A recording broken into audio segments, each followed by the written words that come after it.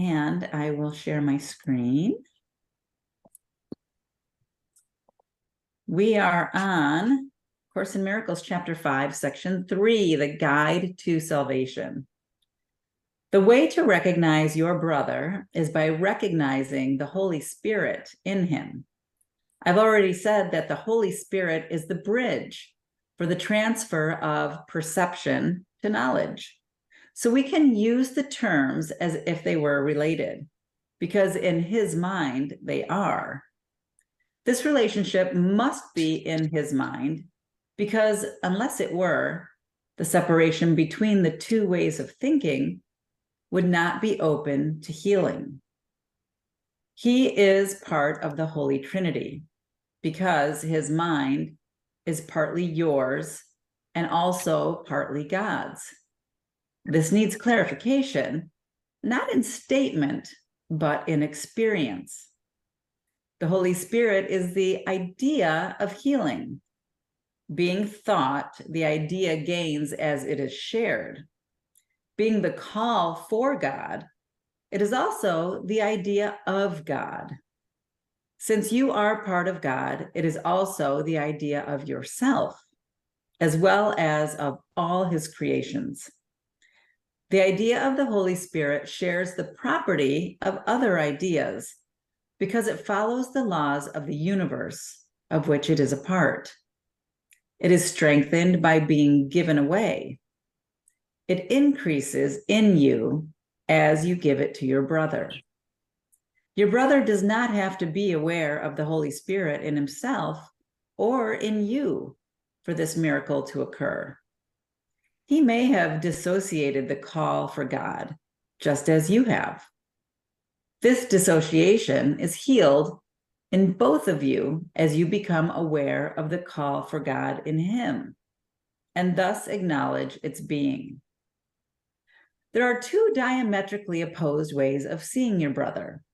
They must both be in your mind, because you are the perceiver.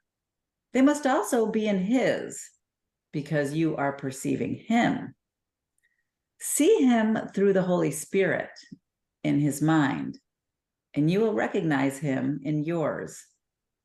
What you acknowledge in your brother, you are acknowledging in yourself, and what you share, you strengthen. The voice of the Holy Spirit is weak in you. That is why you must share it. It must be increased in strength before you can hear it. It is impossible to hear it in yourself while it is so weak in your mind. It is not weak in itself, but it is limited by your unwillingness to hear it.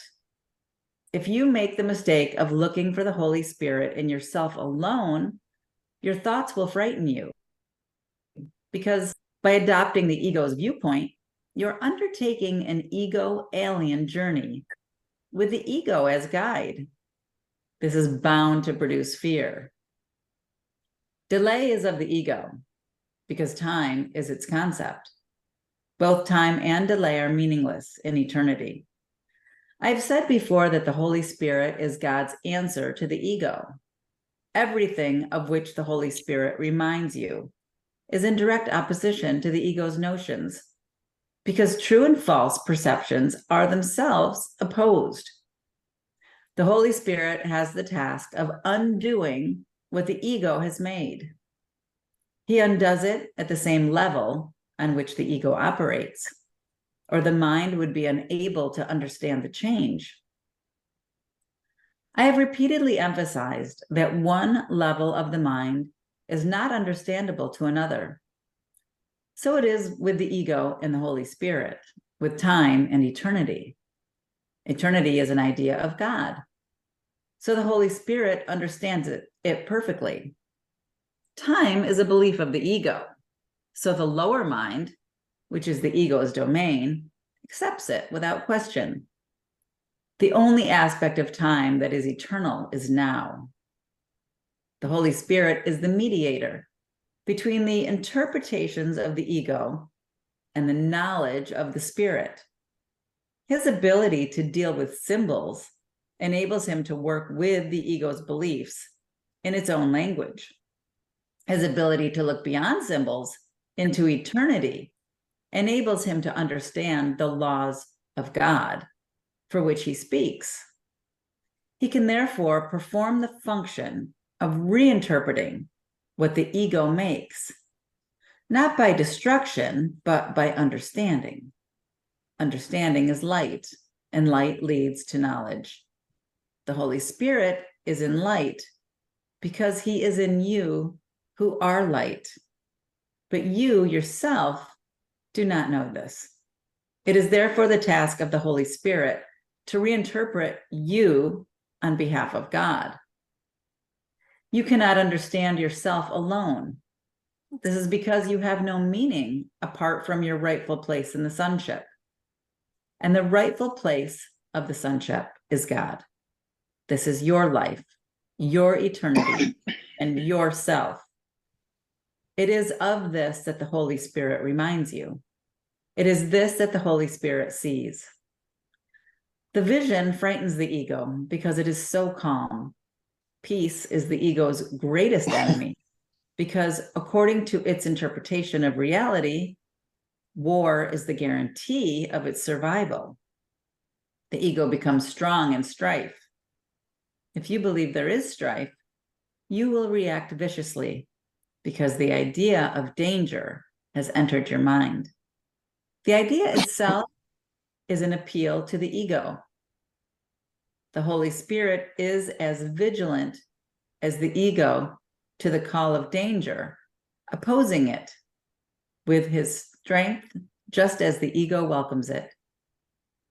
The Holy Spirit counters this welcome by welcoming peace. Eternity and peace are as closely related as are time and war. Perception derives meaning from relationships. Those you accept are the foundations of your beliefs. The separation is merely another term for a split mind. The ego is the symbol of separation, just as the Holy Spirit is the symbol of peace. What you perceive in others, you are strengthening in yourself. You may let your mind misperceive, but the Holy Spirit lets your mind reinterpret its own misperceptions. The Holy Spirit is the perfect teacher. He uses only what your mind already understands to teach you that you do not understand it. The Holy Spirit can deal with a reluctant learner without going counter to his mind, because part of it is still for God. Despite the ego's attempts to conceal this part, it is still much stronger than the ego, although the ego does not recognize it. The Holy Spirit recognizes it perfectly because it is his own dwelling place, the place in the mind where he is at home. You are at home there too, because it is a place of peace, and peace is of God. You who are part of God are not at home except in his peace. If peace is eternal, you are at home only in eternity. The ego made the world as it perceives it, but the Holy Spirit, the reinterpreter of what the ego made, sees the world as a teaching device for bringing you home.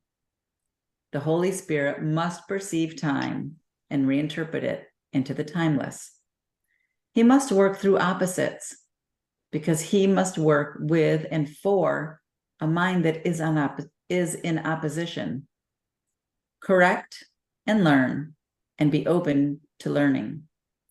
You have not made truth, but truth can still set you free. Look as the Holy Spirit looks and understand as he understands. His understanding looks back to God in remembrance of me. He is in communion with God always, and he is part of you. He is your guide to salvation because he holds the remembrance of things past and to come and brings them to the present. He holds this gladness gently in your mind, asking only that you increase it in his name by sharing it to increase his joy in you.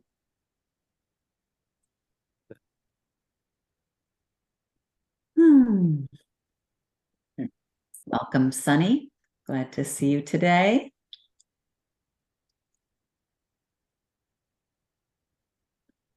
Any thoughts? In paragraph 10, that second sentence just hit me. He uses only what your mind already understands to teach you that you do not understand it.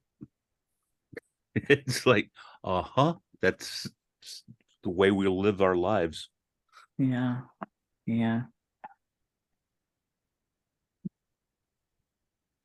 I was really called to the place where they were talking about war because of what's happening within the illusion right now. And that was pretty spot on, I think.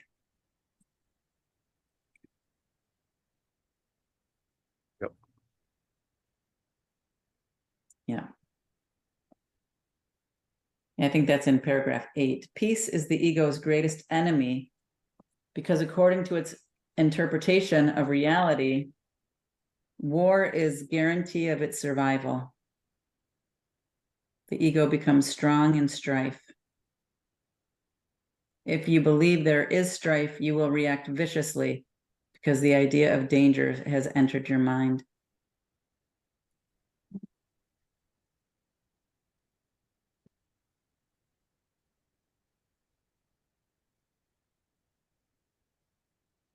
Anybody else have any thoughts or comments about what we just read?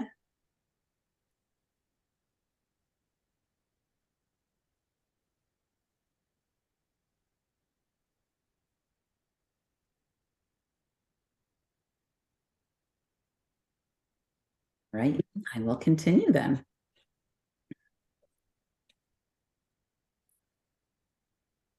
We'll go on to teaching and healing. What fear has hidden still is part of you. Joining the at-one-ment is the way out of fear.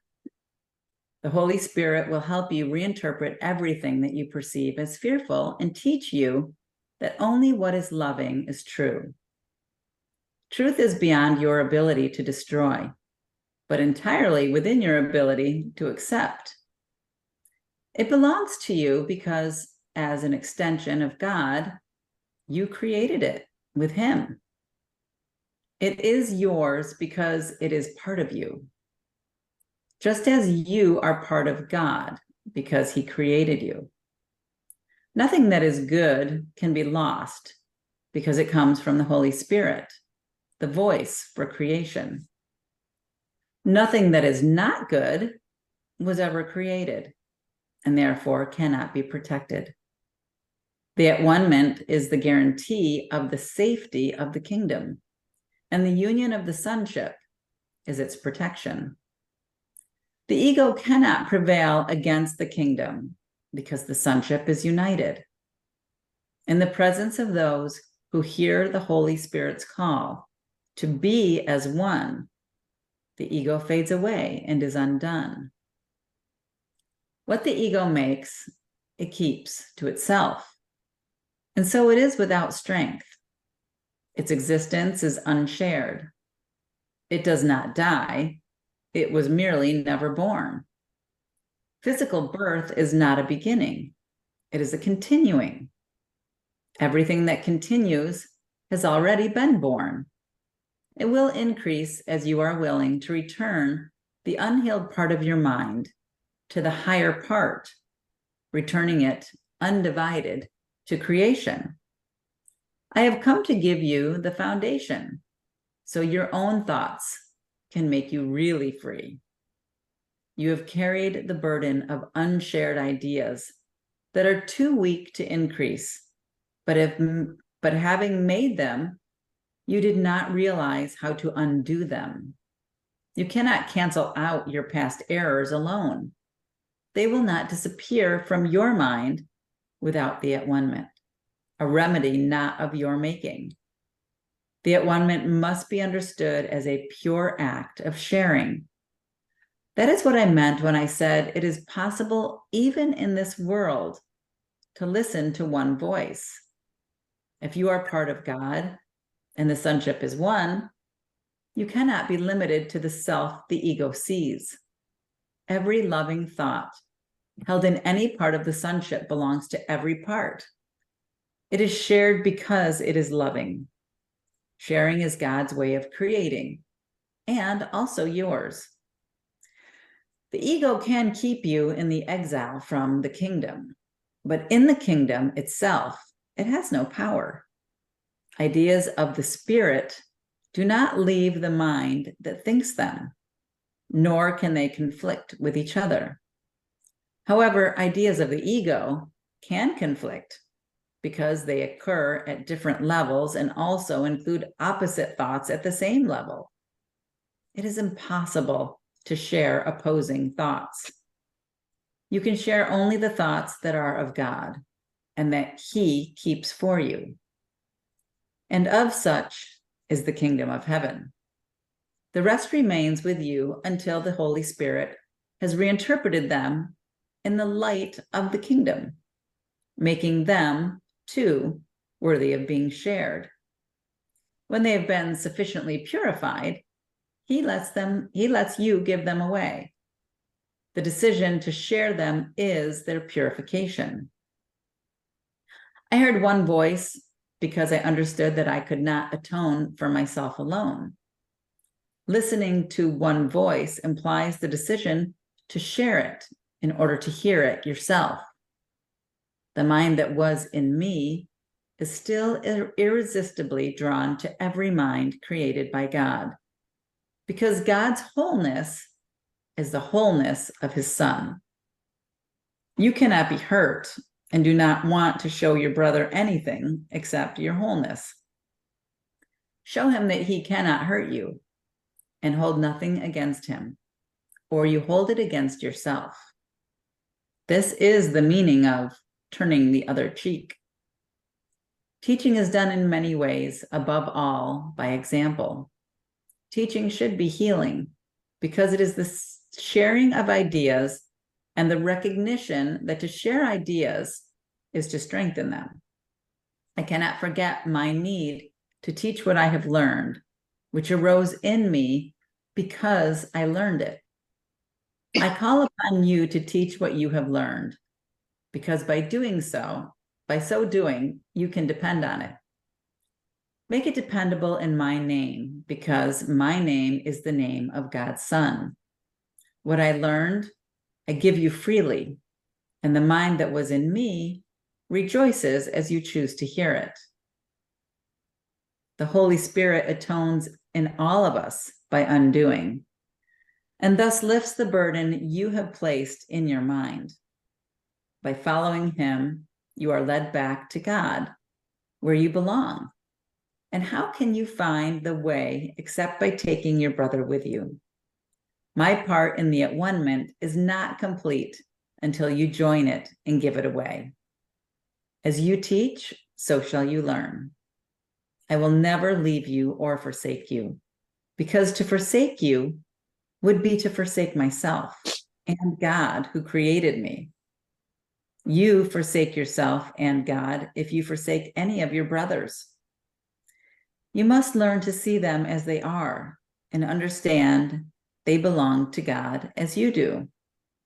How could you treat your brother better than by rendering unto God the things that are God's? The at-one-ment gives you the power of a healed mind, but the power to create is of God. Therefore, those who have been forgiven must devote themselves first to healing, because having received the idea of healing, they must give it to hold it. The full power of creation cannot be expressed as long as any of God's ideas is withheld from the kingdom. The joint will of the sonship is the only creator that can create like the Father, because only the complete can think completely, and the thinking of God lacks nothing. Everything you think that is not through the Holy Spirit is lacking. How can you who are so holy suffer?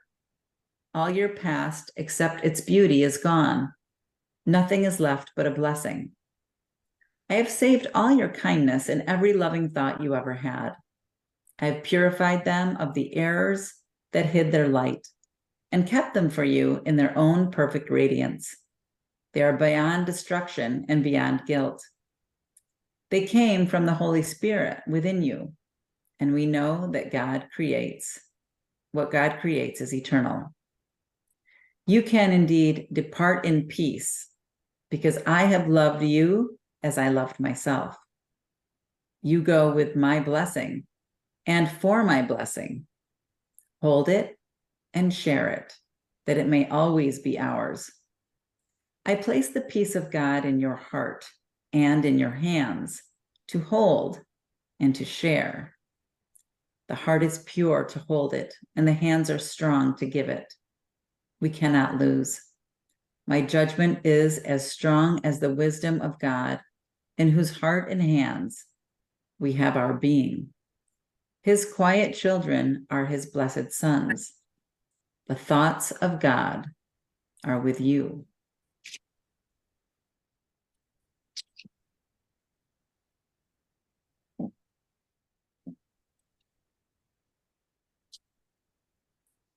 You know, as I was reading that, I was thinking about something I read in the last section too, that the whole idea of sharing with your brother is really just allowing yourself to realize there's no separation, that you and your brother are truly one.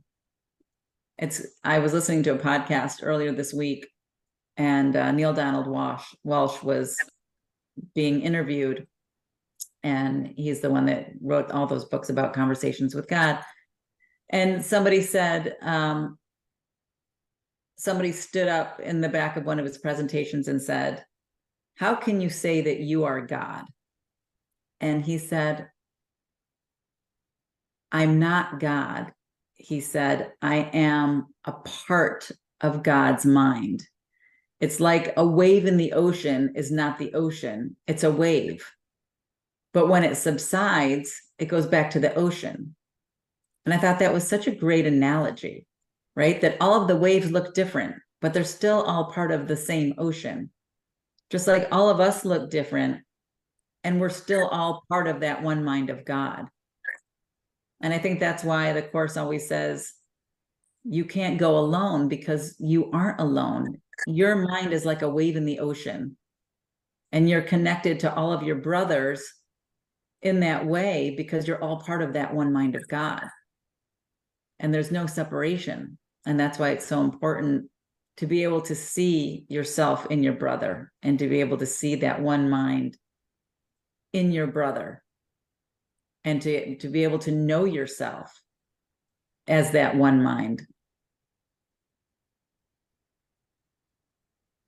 That's what I was thinking about when I read that section. Anyone else have any comments? Sure. We were really pulling for him when you said somebody stood up in the back of the room and said, "How can you think you're God?" And it's like, well, how can you think you're not? God was really hoping that that's what the answer would have been, but we're Right. Yeah, and it's not really the Course per se. I mean, this probably will not be helpful for anyone else, but we just feel so grateful with our whole DID thing. You know, it's just like, no, you have to understand that you're one. Yeah, no, that's easy. But it's such a wonderful template to bring to the Course, in this understanding of, you know, your brother and you and everybody else being one, right? Because we've got a collection and we're one. And it's just so, that particular part is just really easy for us to get. You know, it just feels, no, it doesn't feel weird, but it sounds a little weird to say, "Oh, we're so grateful for this particular disorder. This has been very helpful. Thank you." Yeah. So. That's awesome, Sonny. I love that you can be grateful for it, right? There's so many things in life that we think, gosh, it's, you know, such a burden. And especially, I think of that in a lot of my past relationships, you know, which weren't always so wonderful. But I can go back and look at all of them and be grateful for all of them.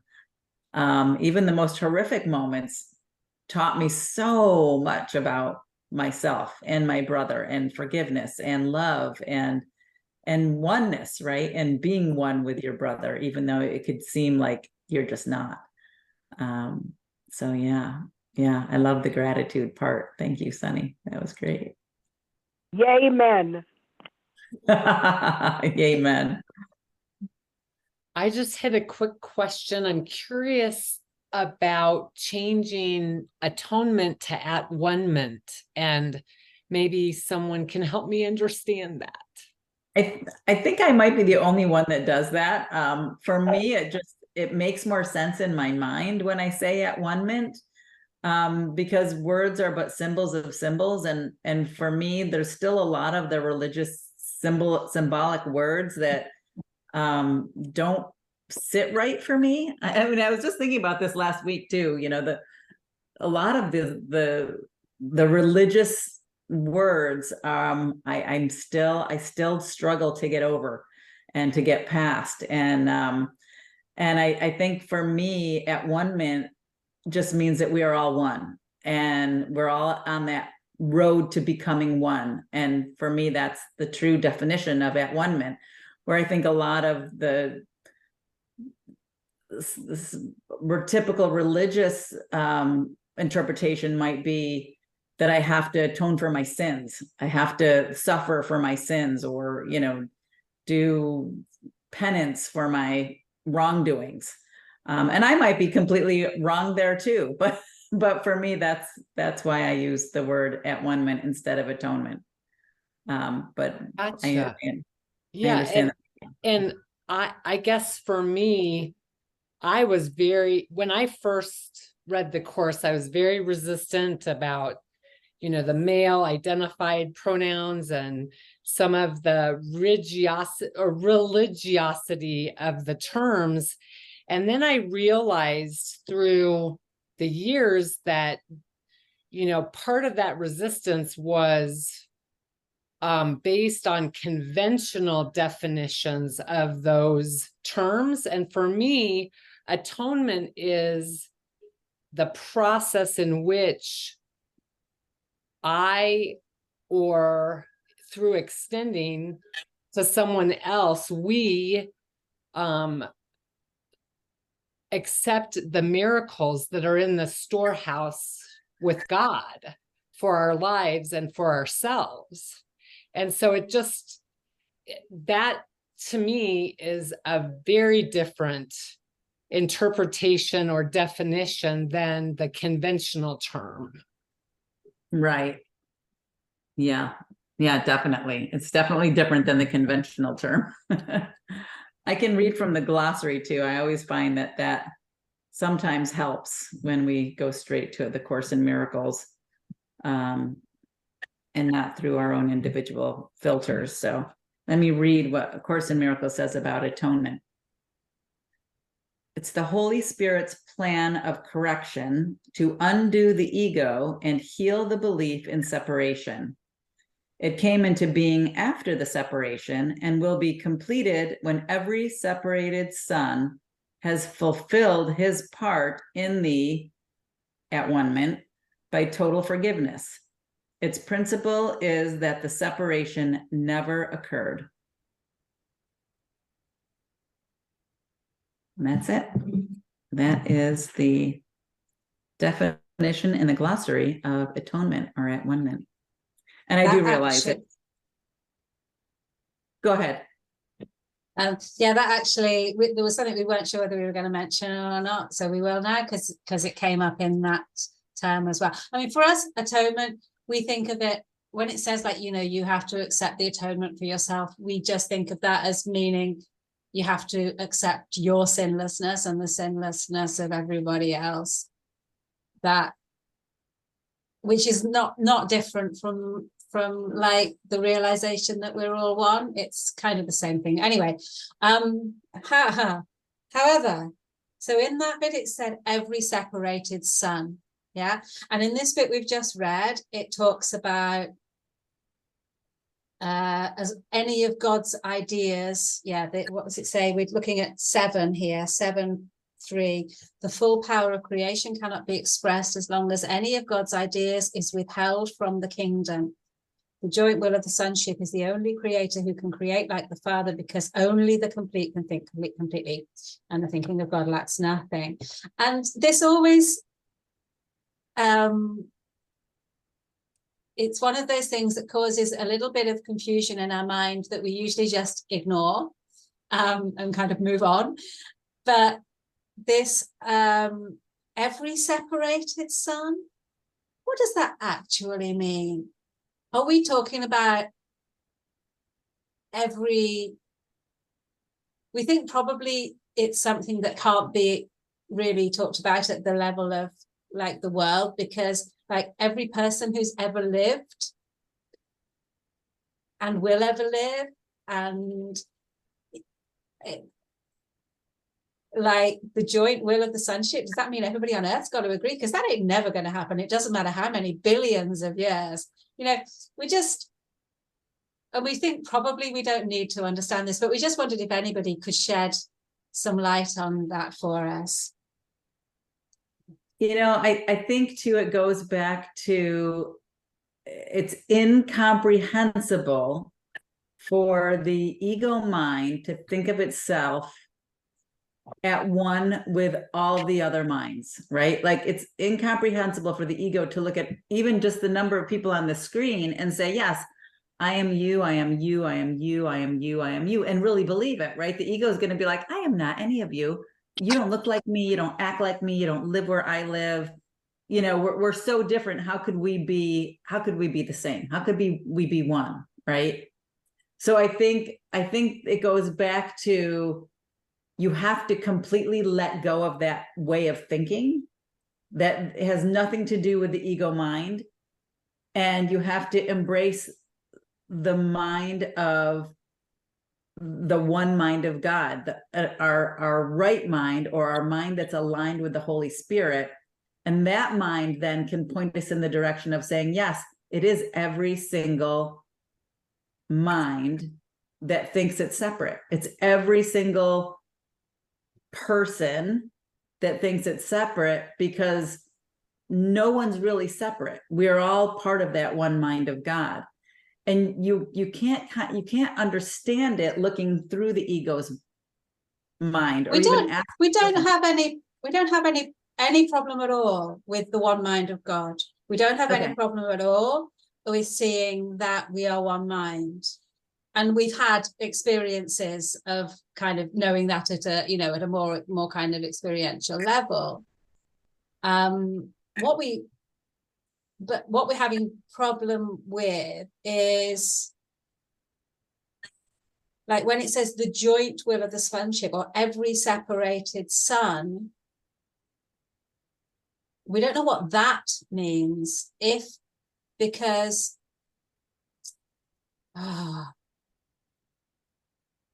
Like, why does it need to use the word joint? If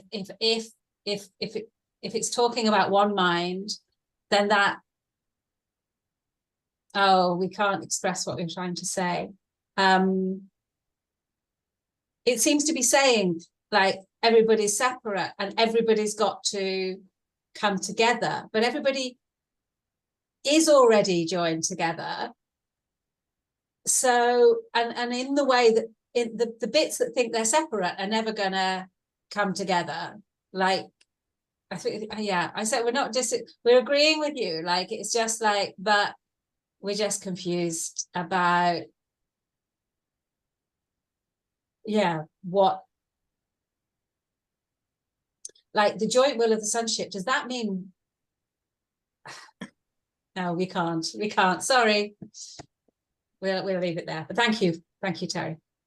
That was a great question, and I understand, you know, your confusion about that, and like, why is it worded that way, right? Because it's really just looking at the ego and making the ego seem real, right? By saying all the separated minds, because it's all part of the illusion. All the separated minds are part of the illusion. but healing that, right, within the illusion, I guess, is what it's saying, is the whole purpose is to heal the separation within this world of illusion. So how do we do that? How do we heal the thought that we're separated when we're in this state of illusion, believing that we're separated? And I guess it's goes back to seeing yourself as your brother in one person at a time. And then as you heal that separation, it's easier and easier and easier to heal the grand scale separation of the multitude of billions of illusory separated minds. And I don't know if that's really the right answer or the truth, but I think that seems to be kind of what they're pointing to, is that the idea that if you can heal it in your own mind, then by proxy, because there is only one mind, then it just heals it all. That is, yeah, we're glad you said that, because that's kind of where we're getting to with this. In the same way, it's like if one mind can be whole, then there aren't any other minds. And there aren't any other minds, Yeah. right? Yes. Yeah. Yes, which is always why they say you need to heal it in your own mind.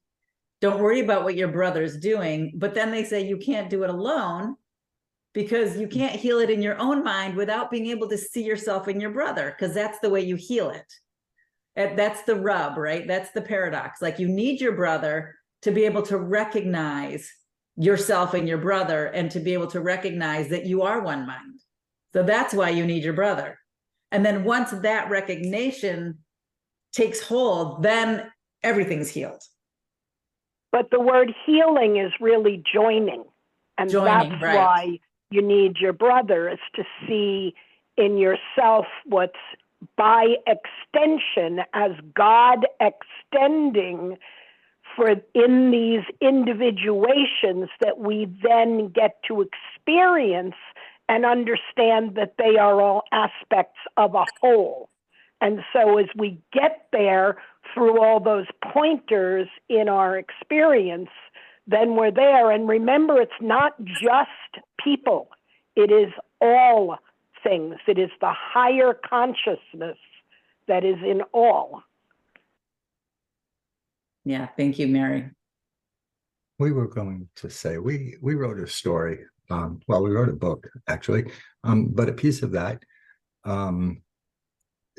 we think speaks to this, or at least it speaks to it for us. So just real quickly, consider it from another perspective. Traditional Native Americans believe that everyone has a spirit. They refer to their God as the Great Spirit. I sat listening, curious to where this was going. Let's say we look up at the sky and notice a bunch of, let's say, 10 small clouds. How many clouds would there be? Wait, that's a real question? I asked after a moment's silence. Daniel nodded, and I really thought this must be a trick question, but I bet 10? Outstanding, Daniel exclaimed sarcastically. After all that time thinking about it, I wasn't sure you'd get it right. He continued before I could object. Now, what if the wind blows all those little clouds in such a way that they all come together? How many clouds would you have then? You'd have one, but only if they all come together, right? And that was kind of what we heard, right? That we can't come together without the others coming together, because it doesn't work. You don't have one cloud at the end, right? So anyway, that was that. Thank you for sharing that, Sunny.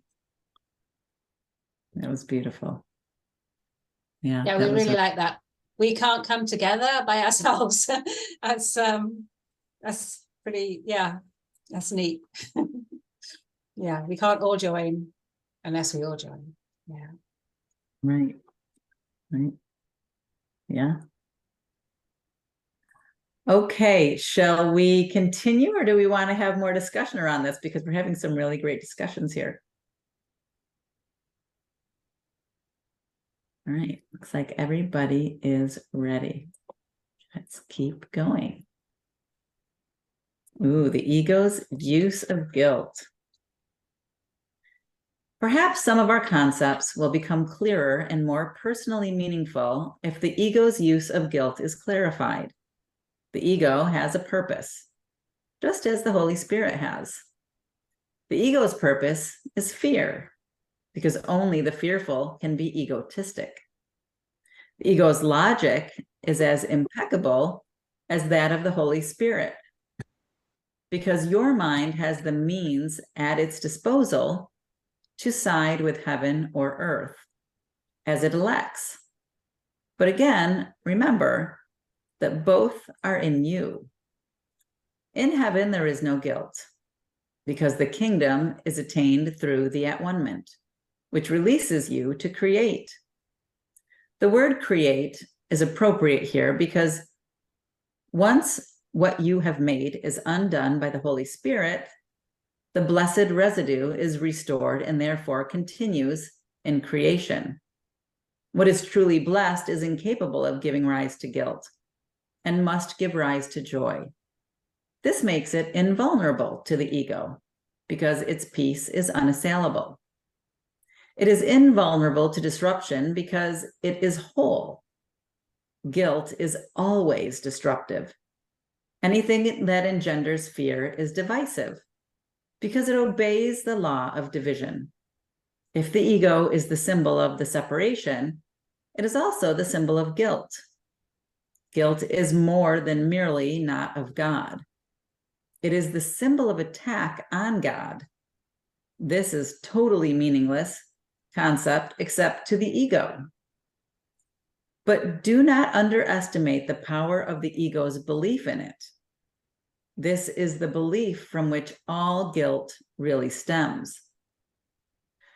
The ego is the part of the mind that believes in division. How could part of God detach itself without believing it is attacking him? We spoke before of the authority problem as based on the concept of usurping God's power. The ego believes that this is what you did because it believes that it is you. If you identify with the ego, you must perceive yourself as guilty. Whenever you respond to your ego, you will experience guilt and you will fear punishment. The ego is quite literally a fearful thought. However ridiculous the idea of attacking God may be to the sane mind, never forget that the ego is not sane. It represents a delusional system and speaks for it. Listening to the ego's voice means that you believe it is possible to attack God and that a part of him has been torn away by you. Fear of retaliation from without follows because the severity of the guilt is so acute that it must be projected. Whatever you accept into your mind has reality for you. It is your acceptance of it that makes it real. If you enthrone the ego in your mind, you're allowing it to enter, makes it your reality. This is because the mind is capable of creating reality or making illusions. I said before that you must learn to think with God. To think with him is to think like him. This engenders joy, not guilt, because it is natural. Guilt is a sure sign that your thinking is unnatural. Unnatural thinking will always be attended with guilt because it is the belief in sin. The ego does not perceive sin as a lack of love, but as a positive act of assault. This is necessary to the ego's survival because as soon as you regard sin as a lack, you will automatically attempt to remedy the situation, and you will succeed. The ego regards this as doom, but you must learn to regard it as freedom. The guiltless mind cannot suffer. Being sane, the mind heals the body because it has been healed. The sane mind cannot conceive of illness because it cannot conceive of attacking anyone or anything. I said before that illness is a form of magic. It might be better to say that it is a form of magical solution. The ego believes that by punishing itself, it will mitigate the punishment of God. Yet, even in this, it is arrogant. It attributes to God a punishing intent and then takes this intent as its own prerogative. It tries to usurp all the functions of God as it perceives them because it recognizes that only total allegiance can be trusted. The ego cannot oppose the laws of God any more than you can, but it can interpret them according to what it wants, just as you can. That is why the question, "What do you want?" must be answered. You're answering it every minute and every second, and each moment of decision is a judgment that is anything but ineffectual. Its effects will follow automatically until the decision is changed. Remember, though, that the alternatives themselves are unalterable. The Holy Spirit, like the ego, is a decision. Together, they constitute all the alternatives the mind can accept and obey. The Holy Spirit and the ego are the only choices open to you. God created one, and so you cannot eradicate it. You made the other, and so you can. Only what God creates is irreversible and unchangeable. What you made can always be changed, because when you do not think like God, you're not really thinking at all. Delusional ideas are not real thoughts, although you can believe in them. But you are wrong. The function of a thought comes from God and is in God. As part of his thought, you cannot think apart from him. Irrational thought is disordered thought. God himself is your thought because your thought was created by him. Guilt feelings are always a sign that you do not know this. They also show that you believe you can think apart from God and want to. Every disordered thought is attended by guilt at its inception and maintained by guilt in its continuance. Guilt is inescapable by those who believe they order their own thoughts and must therefore obey their dictates. This makes them feel responsible for their errors without recognizing that by accepting this responsibility, they are reacting irresponsibly.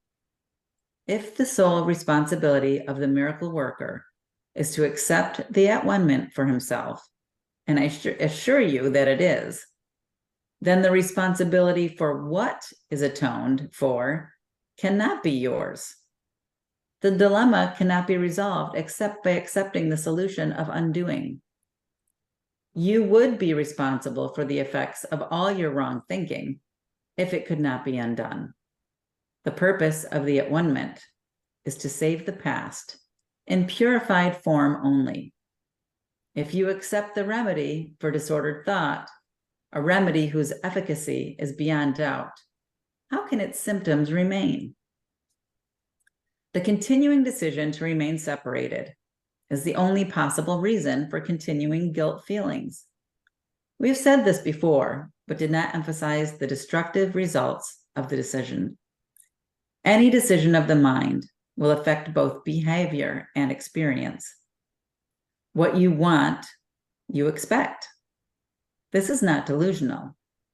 Your mind does make your future, and it will turn it back to full creation at any minute if it accepts the at-one-ment first. It will also return to full creation the instant it has done so. Having given up its disordered thought, the proper ordering of thought becomes quite apparent. All right, so that's how we get back to the one mind.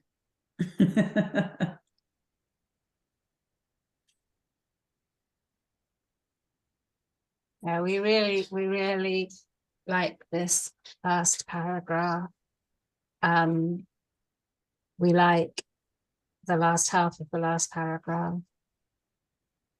When we read "your mind does make your future," we immediately feel fear, because what that says to us is that every fear that we have is going to come true. It's going to happen. Like all of the worrying that we do, we're going to be creating a future. So that is where we first go to.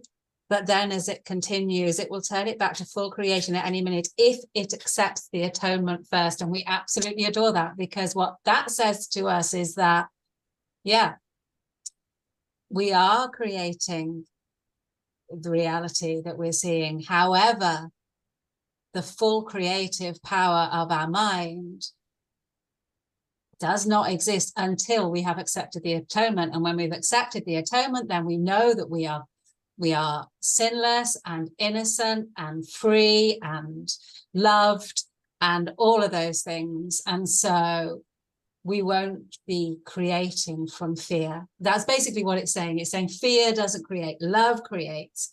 So we don't have to be afraid of our own creative power, because we don't have it until we've forgiven ourselves, until we've allowed ourselves to be forgiven, until we've forgiven ourselves and everybody else. Yeah, so we really like that bit. Thank you. Thank you for sharing that.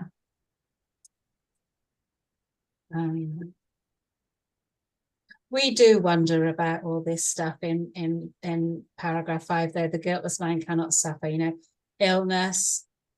It seems to imply that illness is caused by guilt. And we keep getting colds. We're not saying that we're guiltless, but do you know, that whole you know, idea that, yeah, if we learn this course, we will be incapable of any kind of illness.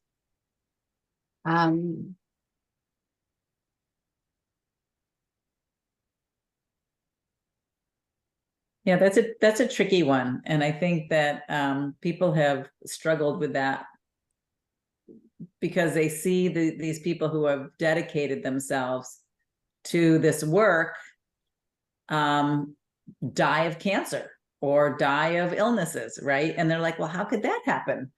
How could that happen if they were completely devoted and dedicated to doing this work of forgiveness and peace and at one-ment?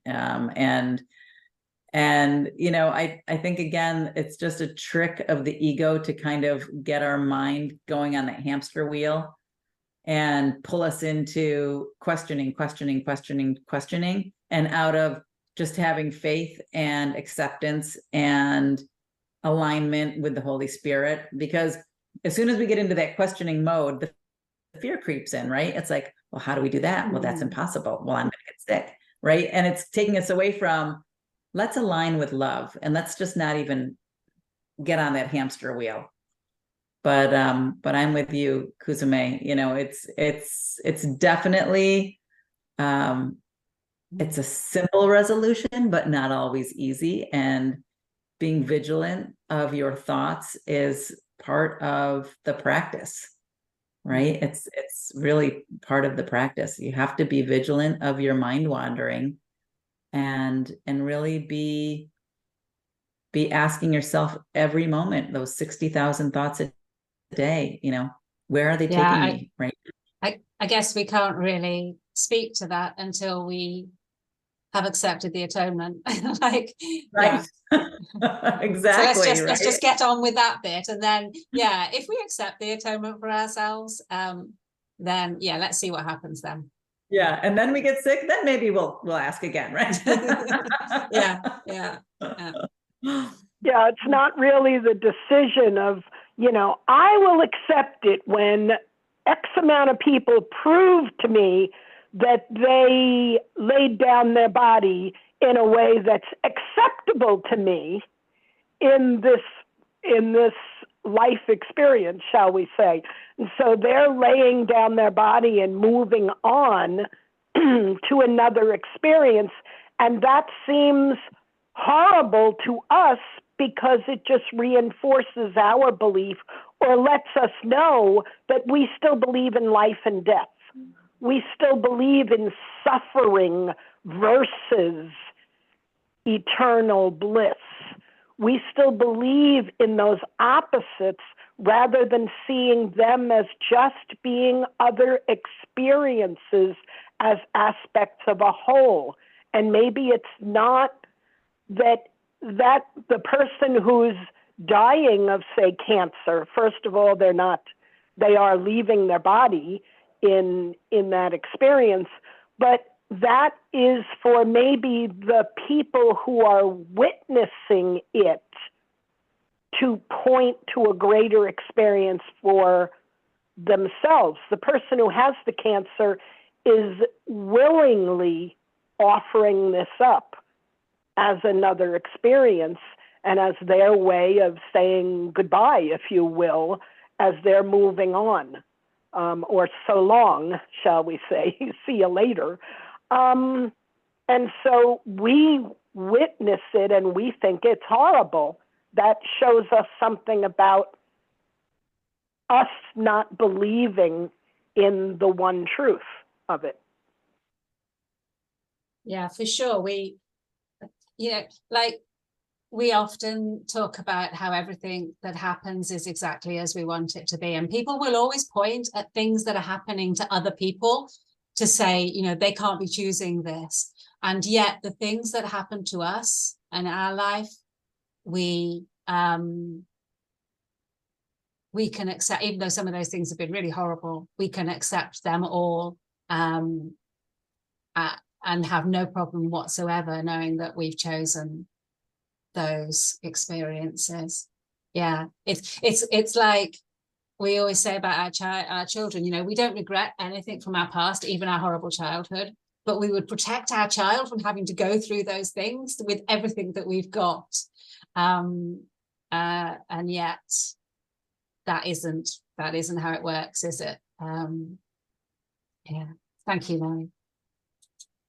And I love that. And then I just keep coming back to, but I am the one that died and am also all the ones that witnessed the death, right? So if you can expand your mind to encompass the fact that you are all of the people who have died from all of the deaths, and you are all of the people who have witnessed and changed, that it's maybe that's just part of the growth of the mind, right? It's part of the healing of the at-one-ment by just going, it's kind of like collapsing back in on itself eventually. If you can witness yourself as being all of the participants in all of the minds of the creation of the one mind. And I know that's probably getting a little bit too much, but well, no. I mean, and given all of that, this is A Course in Miracles, and this is telling us that we need not be sick, we need not suffer, we can heal. Yeah, sure, we can choose to be sick, but we can also choose not to be. And yeah. But if we were total acceptance of everything, and we wouldn't be here in the first place. It's the reason that we're here is to overcome that, to be that one. If we were totally one, we wouldn't be here. Right. Yeah. Yep. And I love that, because I look at you, Carl, and I look at Kuzume, and I look at Cynthia and Julia and Ernesto and Mary and Sunny, and I think this is such a great example of the one mind, right? Being here, healing the separated parts of its personality, right? Because we're all here doing the work to heal it and become, and we're all the waves in the ocean, and we're all here to just to understand that we are the ocean. Yeah. Okay. Any other thoughts before we close today? Okay. Well, I want to thank everyone for sharing all of their thoughts. Wonderful conversation as always. And I look forward to seeing all of you next week. All right. Thank you for coming, everyone. Thank you. Appreciate it. All right. Bye, everyone. See you next week. Bye. Bye. bye.